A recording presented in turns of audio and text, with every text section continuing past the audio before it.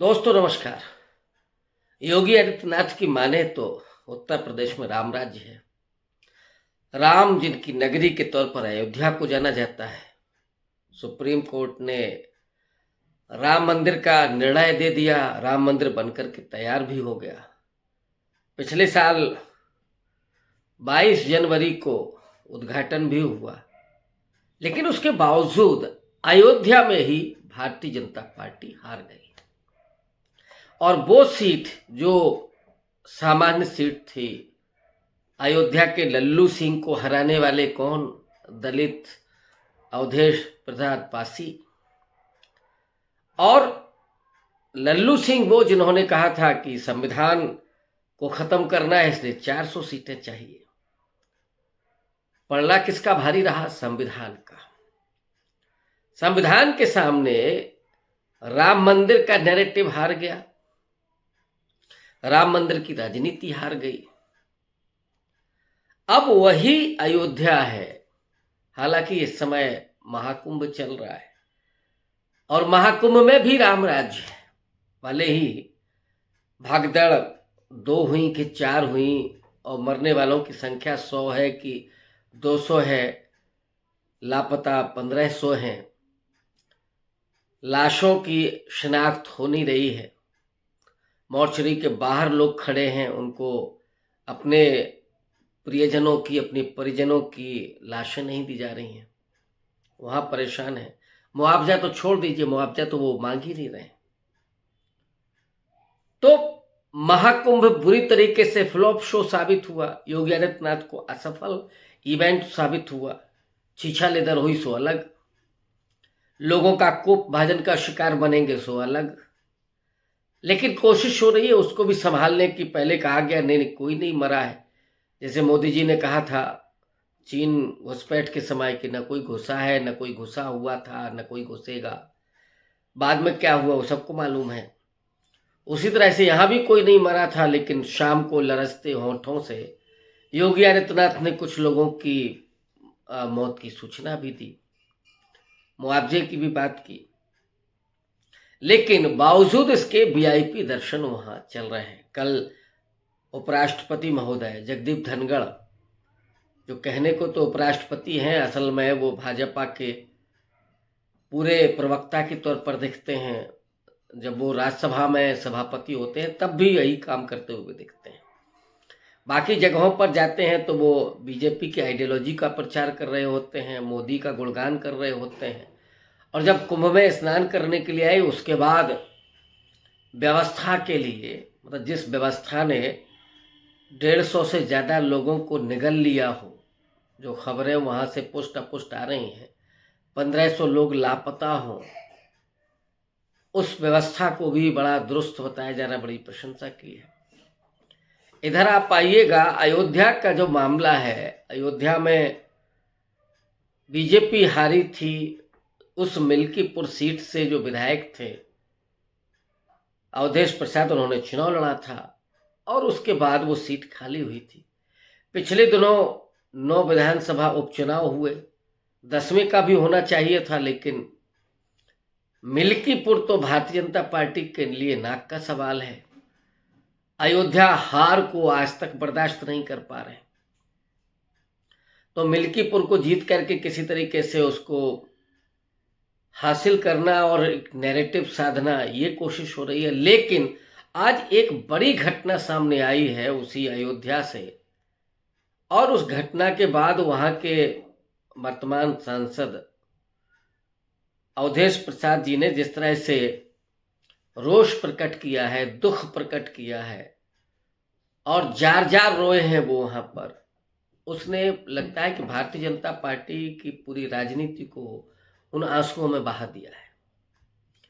घटनाक्रम ये है कि जिसको राम राज्य कहा जाता है, उसी राम की अयोध्या में, सो कॉल्ड राम की अयोध्या में, हालांकि हुएनसांग से लेकर के और जो तमाम यात्री आए हैं, जो अयोध्या से भी निकले गए वहां से भ्रमण करते हुए, उन्होंने लिखा कि वहां करीब 10 मंदिर थे तो 100 से ज़्यादा बौद्ध मठ थे। यानी अयोध्या जो है वो राम की नगरी के रूप में बाद में चर्चित हुई। पहले वो बौद्ध स्थल हुआ करता था और यही वजह है जब मस्जिद के नीचे खुदाई हुई तो वो बौद्ध मठ निकलने लगे थे, उसके बाद उसको रोक दिया गया, छुपा लिया गया। तो यहाँ जिस राम राज्य का ढोल पीटा जाता है कि चारों तरफ सुख है, शांति है, वैभव है, लेकिन हकीकत आज फिर से सामने आ गई। कोई पहली बार नहीं आई, फिर से सामने आ गई कि अयोध्या में, उसी अयोध्या में एक 21 साल की दलित लड़की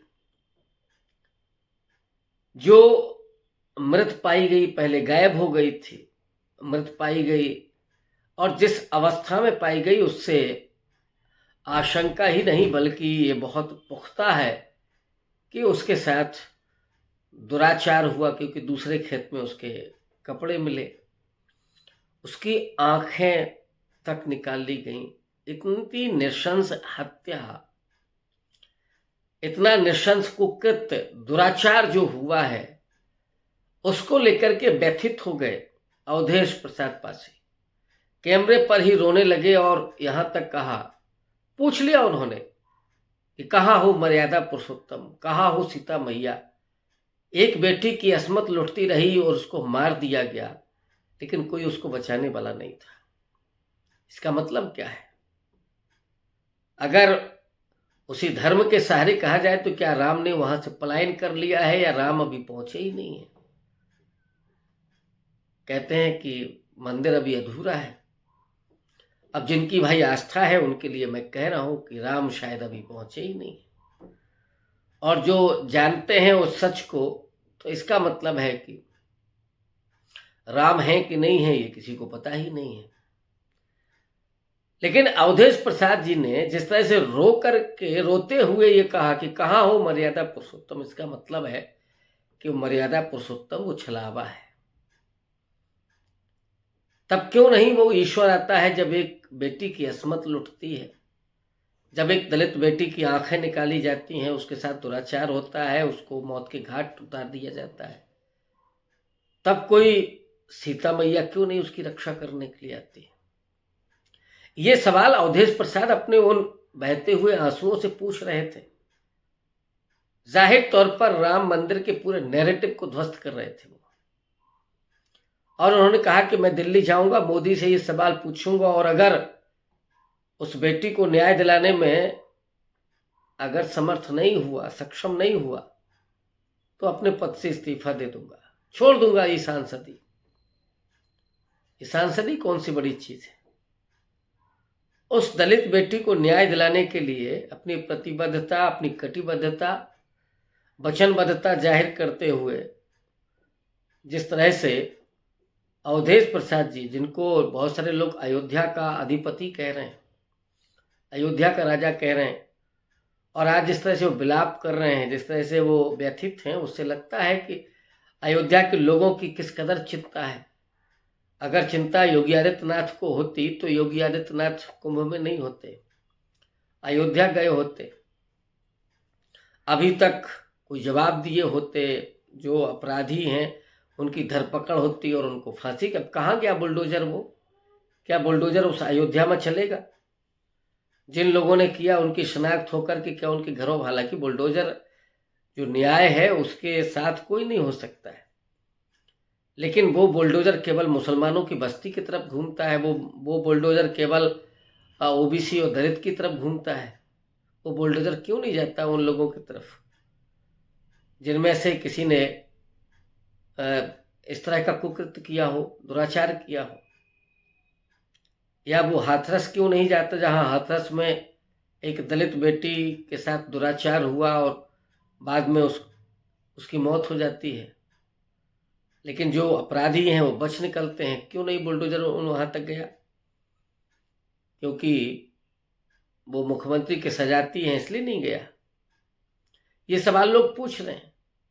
लेकिन इतना तो तय दिखाई पड़ रहा है जिस तरह से अवधेश प्रसाद पासी ने आज उस दलित बेटी के लिए विलाप करते हुए कहा कि वो दिल्ली जाकर के इस्तीफा दे देंगे, और अगर उस बेटी को न्याय नहीं दिला पाए तो फिर वो इस पद पर रहने के योग्य नहीं रहेंगे। इसने मिल्कीपुर की तो हवा बदल दी है। जो मिल्कीपुर अभी ये दिख रहा था कि वो बीजेपी की तरफ जाती हुई दिख रही है, हालांकि वहाँ तीनों ही प्रत्याशी एक ही जाति समुदाय, पासी समुदाय के हैं और मिल्कीपुर से अवधेश प्रसाद जी के बेटे चुनाव लड़ रहे हैं। कहीं पिछड़ते हुए नजर आ रहे थे मैनेजमेंट में। यहाँ तो प्रशासन भी लगेगा, चुनावी पूरी मशीनरी लगी होगी, लोगों को पकड़ पकड़ के लाया भी जाएगा, लोगों को गुमराह भी किया जाएगा, लोगों के वोट भी काटे जाएंगे। इन सब के बीच फिर भी घबराहट थी बीजेपी को। तो ऐसे में ये जो काम चला, इसलिए बीजेपी ने ताकत झोंक दी थी पूरी। वहाँ तमाम जातियों के लीडर्स को लगा दिया, कुर्मी लीडर्स को, कोरी लीडर्स को, ब्राह्मण लीडर्स को, ठाकुर लीडर्स को, जो एक दूसरे के दुश्मन माने जाते हैं उनको भी लगा दिया, वो भी लग गए अपने काम पर।